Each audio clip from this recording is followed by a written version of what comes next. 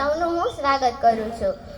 આ શાળા છોડીને જઈ રહેલા ધોરણ 8ના વિદ્યાર્થીઓનો છેલ્લો દિવસ બોલતા જ જાણે ધ્રુજારી છૂટી જાય છે. નાના હતા ત્યારે પાપા પગલી કરતા અને રડતા રડતા સ્કૂલે આવતા અને આજે પગભર થઈ ગયા. આંસુ તો આજે પણ આંખમાં આવે છે, પણ શાળા છોડીને જતા ધોરણ 8ના વિદ્યાર્થીઓ માટે.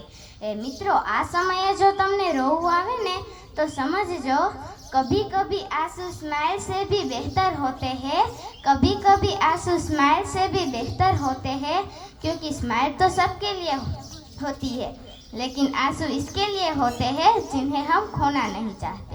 આ સ્કૂલની ઘણી એવી યાદો જે તમને હંમેશા યાદ રહેશે, જેમ કે ચાલુ ક્લાસે નાસ્તો કરવો, છેલ્લી બેન્ચ પર બેસવા માટે ઝઘડવું, બુકના છેલ્લા પેજ પર ડ્રોઈંગ કરવી, ટીચર્સને અલગ અલગ નામથી બોલાવવા, ટીચર્સની મજાક કરવી, પ્રાર્થનામાં કાણી આંખ કરી ફ્રેન્ડ્સની ચુગલી કરવી, કાગળનો બોલ બનાવીને ફ્રેન્ડના માથા પર મારવું, લેસન ના કરી હોય તો ક્લાસની બારે મુર્ગો બનીને ઊભું રહેવું, પ્લેગ્રાઉન્ડની મસ્તી. સ્કૂલ તો બસ એક નામ છે, ભણવું કોને હોય છે? બસ મસ્તી જ કરવી હોય છે.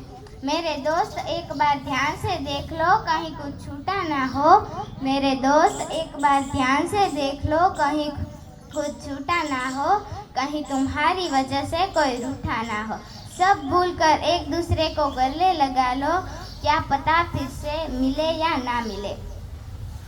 હું એક સ્ટુડન્ટ તરીકે આ વાત કહેવા માંગીશ કે આપણને આ વાતની હંમેશા ખુશી રહેશે. લાઈફમાં બીજું કંઈ સારું મળ્યું કે ના મળ્યું, પણ ટીચર્સ સારા મળ્યા છે, क्योंकि समझाया भी आपने और अपनाया भी, डराया धमकाया भी, और आज फेयरवेल देकर रुलाया भी. आप लोगों के लिए शब्द नहीं है, जज्बात है दिल में, रिस्पेक्ट है और हमेशा रहेगी.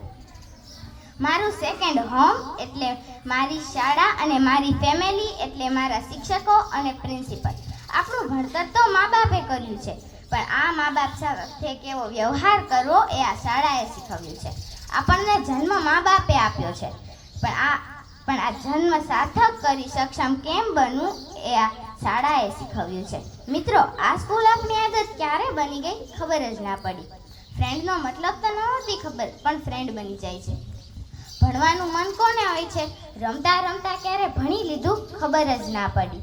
ધોરણ 8ના વિદ્યાર્થીઓ અમારા સાચા માર્ગદર્શક હતા, સાચા સાથી હતા. કાંઈ પણ મુશ્કેલ પરિસ્થિતિમાં એ અમને વડીલજી જેમ સંભાળતા. હવે જ્યારે તેમની છત્રછાયા નહીં રહે ત્યારે અમને કોણ સંભાળશે?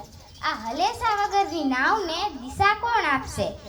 આ સ્કૂલની તમામ જવાબદારી હવે અમારે સંભાળવી પડશે, પણ તમે અમને એવા સક્ષમ બનાવી દીધા છે કે આ જવાબદારી અમે બખૂબી નિભાવી લેશું. Thank you very much.